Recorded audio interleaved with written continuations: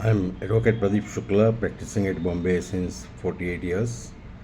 और मेरे पास जो विल रिलेटेड केसेस आते हैं वो टाइम सच में ऐसा लगता है कि शायद अगर विल बनाने के टाइम कुछ माइंड अप्लाई किया होगा कि कॉन्सिक्वेंसेस क्या होता है और बहुत सारी चीज़ें अगर ख्याल में रख लिया होता तो काफ़ी अच्छा होता था।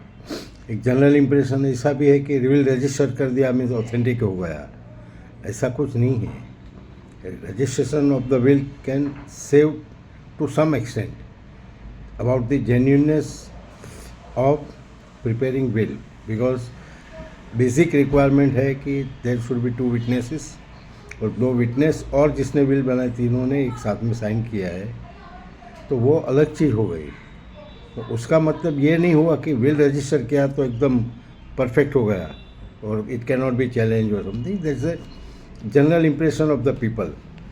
अभी जो मैं बात करने वाला हूँ ना विल के लिए, आज थोड़ा एग्जॉस्टिव बात करूँगा क्योंकि बहुत सारे मैटर्स मेरे पास आ रही है, तभी सच में सोच ऐसी आती है कि अगर सही तरीके से विल बनाया होता तो मरने के बाद जो विल बनाने वाले की जो इच्छा होती है वो इच्छा पूरी तो नहीं होती है, मगर वारसदारों में इतना लिटिगेशन हो जाता है, कोर्ट में जाते हैं और अल्टीमेटली रिलेशन ख़राब हो जाता है।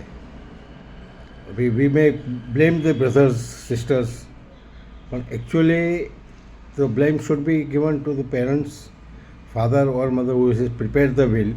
और विल बनाने के टाइम अगर सही मायने में ध्यान रखा होता तो there should be specific things के डिस्ट्रीब्यूशन कैसे करना है।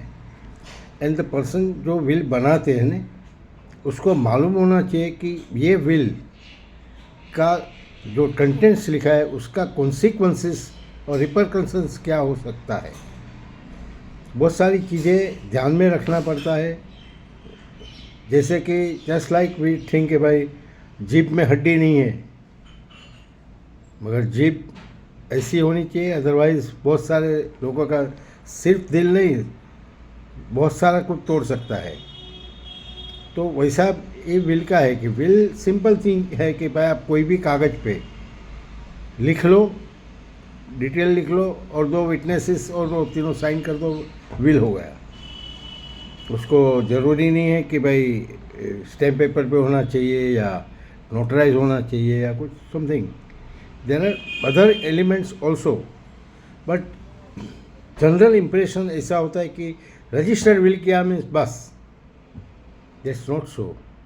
Even registered will can be challenge, and challenge ऐसे ग्राउंड पे होता है कि जो विल बनाने वाले के माइंड में भी नहीं होगा, क्यों प्रॉपर्टी इज़ ए प्रॉपर्टी। आजकल इसके दाम भी इतने बढ़ गए हैं, तो there has to be something which everybody should understand.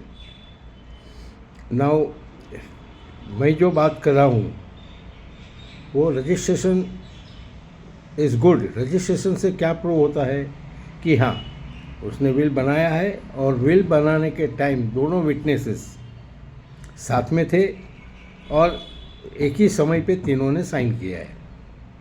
बहुत सारा टाइम ऐसा भी हो सकता है कि विल बना दिया, फिर एक विटनेस मिला उसका साइन ले लिया, दूसरा विटनेस मिला उसका साइन ले लिया। बेसिक जो है कि आपको ध्यान रखना चाहिए कि first of all the witnesses should be young enough, above 18, और पर्सनली आपको जानते होने चाहिए, सो दैट ऐसा नहीं है कि डेथ हमारे हाथ में नहीं है, मगर जनरल ऐसा सोच सकते हैं कि भाई वो हमारे से जो विल बनाने वाले हैं उससे ज़्यादा लंबा जीने वाला है, सो दैट उनका जो ऑथेंटिक विटनेस होगा वो काम में आ सकता है।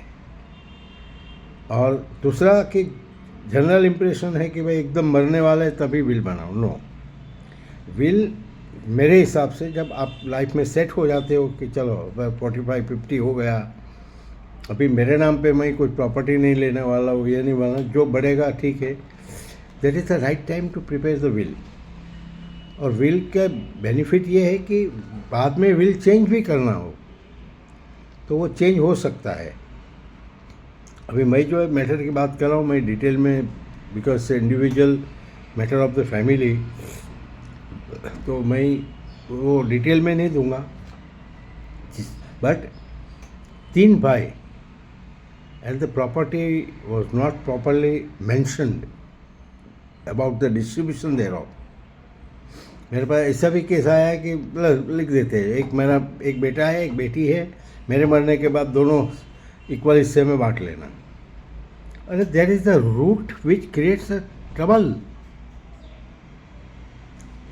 तो जब विल सपोज एडवोकेट के पास बनाते हो, ऑफकोर्स मेरी चार्जेस मेरा higher than so many other advocates, may be वो तो क्लाइंट विल, बट उनको समझाना चाहिए कि ये लिखने से, आप बोलते हैं मैं लिख दूँ, मगर ये लिखने से आपके मरने के बाद क्या क्या हो सकता है।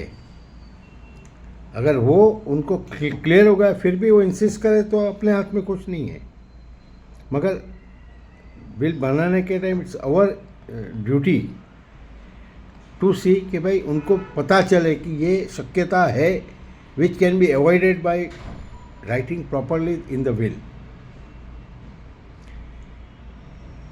One family matter, very close family to each other, सब साथ में रहते थे और सुखी फैमिली था। Because of the improper will the matter went up to Supreme Court and one of the client was thinking कि registered will है तो it cannot be challenged. It's not that way. I'll just give the citation because will is a personal thing. I don't know whether it should be disclosed in a way in public. So मैं नाम नहीं दूंगा पर citation आपको दे देता हूँ। Supreme Court की मैटर है which is exactly related to matter which had come to me. तो मेरा मैटर का तो डेफिनेटली मैं नहीं बताऊंगा, but I am regularly fighting property matters और इसमें ये सारा प्रॉब्लम आया, इसलिए आई जस्ट थॉट कि it's better. Citation is Supreme Court की मैटर है Ramesh Chand versus Suresh Chand and others. This judgement is very important because it gives an open things in the mind of all the people, including some of the junior advocates, कि just registration is not enough. Even the registered will can be challenged and it can lead to so many problems among the heirs. बस take note of it. किसी को भी कोई free advice चाहिए, definitely otherwise I charge consultation charges, but such things I will not charge. They can contact me for any of the problem. Thank you and God bless you.